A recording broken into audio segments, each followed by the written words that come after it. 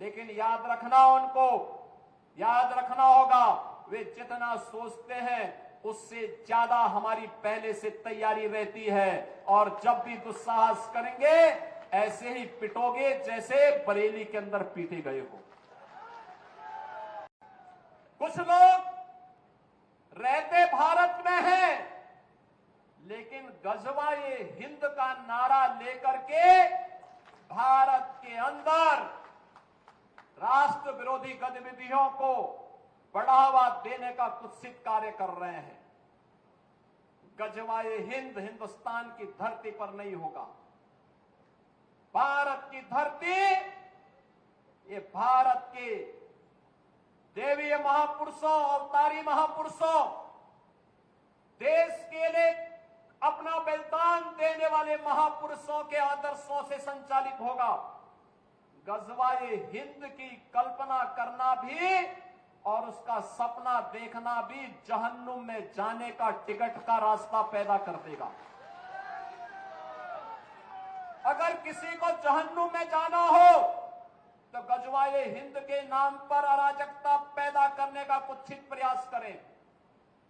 और छद्म रूप में जो लोग इस प्रकार की गतिविधियों में लिप्त हैं, वे भी कान खोल करके सुन लें।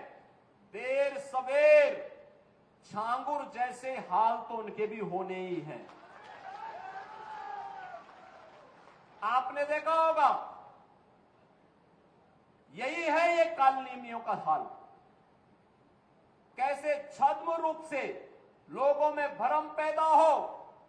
जलालुद्दीन ने अपना उपनाम रख दिया था छांगुर बाबा, जिससे हिंदू भ्रम में रहे, समाज की आंखों में धूल झोंक लेगा। लेकिन पापी कितना भी अपने पाप को छुपाने का प्रयास करेगा, उसका पाप का समय तो पाप का घड़ा भरना ही भरना है। और पाप का घड़ा भरेगा, इस धरती माता उसको कभी बर्दाश्त नहीं कर पाएगी। और छांगुर जैसे दुष्कर्मियों और राष्ट्रद्रोही तत्वों के द्वारा छद्म रूप से यही कार्य बलरामपुर की धरती से करने का प्रयास हो रहा था। हमें सतर्क होना होगा। जो लोग हिंदुस्तान की धरती पर रह करके भारत विरोधी गतिविधियों में लिप्त हैं, हिंदू विरोधी गतिविधियों में लिप्त हैं, हमें ऐसे कालनेमियों से सतर्क रहना होगा। उन्हें सख्ती से जवाब देना होगा। स्थानीय प्रशासन और पुलिस को इसके प्रति सजग करना होगा और समय समय पर इनकी गतिविधियों के बारे में शासन को अवगत कराना होगा, जिससे समय रहते इनकी नाजायज गतिविधियों पर सरकार पूरी तरह नकेल कस सके। विकास की प्रक्रिया में बाधक कुछ तत्व ऐसे भी हैं जिन्हें विकास अच्छा नहीं लगता है। वे कहीं न कहीं विकास में व्यवधान पैदा करते हैं। उत्सव के समय उपद्रव पैदा करना चाहते हैं।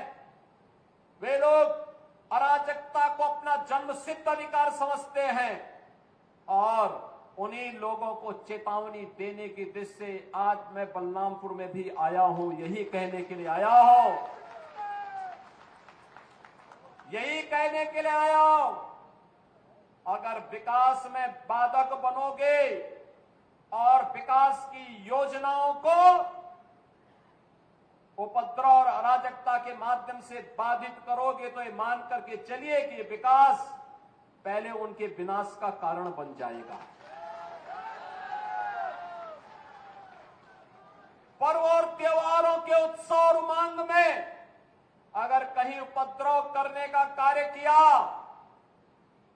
तो ये उपद्रव की कीमत उनको चुकानी पड़ेगी कि आने वाली पीढ़ियां उनकी याद करेंगी कि कैसे होता है, क्या कीमत चुकानी होगी।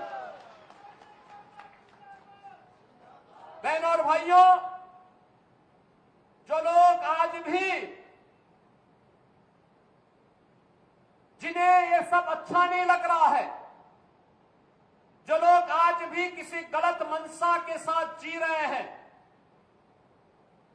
जो लोग आज भी ये मानते हैं कि अराजकता उनका जन्मसिद्ध अधिकार है, उनको अपनी गलतफहमी दूर कर देनी होगी। वो अपनी गलतफहमी दूर कर ले। वह समय गया जब समाजवादी पार्टी की सरकार हुआ करती थी, कांग्रेस की सरकारें हुआ करती थी।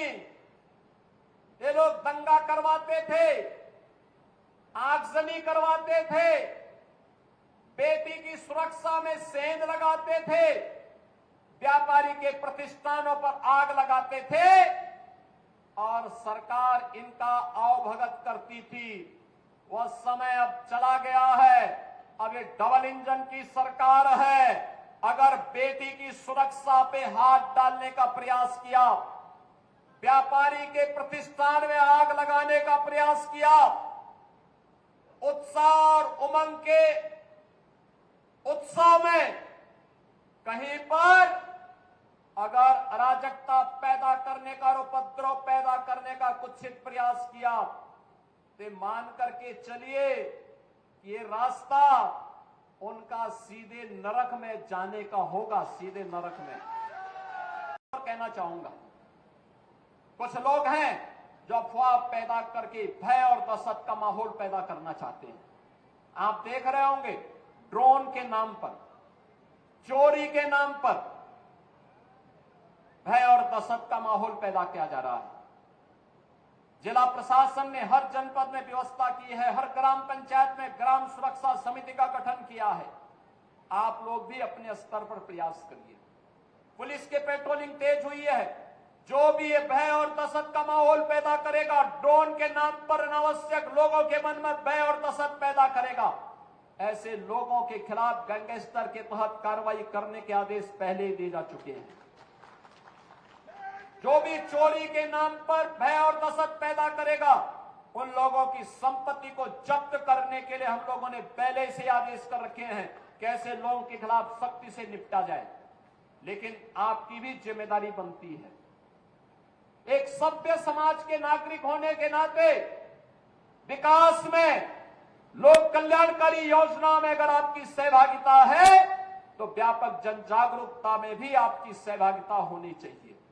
और व्यापक जन जागरूकता का यह अभियान, जिस अभियान के लिए आपका आह्वान करने के लिए मैं आपके बीच आया हूं, अगर कोई आपके गांव में, आपके कस्बे में, आपके मोहल्ले में, आपके अगल बगल के क्षेत्र में भय और दहशत का माहौल पैदा कर रहा है, पहले उसको रोको,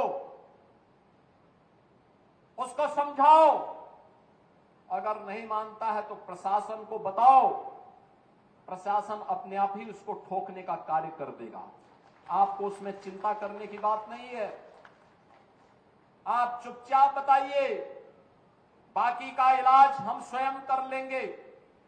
हमें लव जिहाद और धर्मांतरण जैसी राष्ट्र विरोधी गतिविधियों के प्रति सतर्क रहना होगा। गौ तस्करी और गौ कसी करने वाले तत्वों के खिलाफ सतर्क रहना होगा। अगर कोई कहीं भूल से भी इस प्रकार की गतिविधियों में लिप्त है, उसकी सूचना ससमय आप पुलिस को और प्रशासन को उपलब्ध करवाइए। बाकी का इंतजाम हम स्वयं कर लेंगे। उनका क्या उपचार होना है, उपचार की व्यवस्था हम स्वयं कर लेंगे। लेकिन सरकार इस प्रकार की अराजकता को कतई स्वीकार नहीं करेगी, कतई स्वीकार नहीं करेगी। और जिसने भी कानून को हाथ में लेने का प्रयास किया, जो भी राह चलते हुए राहगीर पर हमला करेगा, जो भी बेटी की सुरक्षा पे सेंध लगाने का कार्य करेगा, और जो भी व्यापारिक प्रतिष्ठानों में आगजनी करने का दुस्साहस करेगा, जो भी पर्व और त्योहारों में उपद्रव करेगा, उसको हम पहले से इस बारे में कह देंगे कि उसको बिना मांगे जहन्नुम में जाने का टिकट हम काट करके दिला देंगे।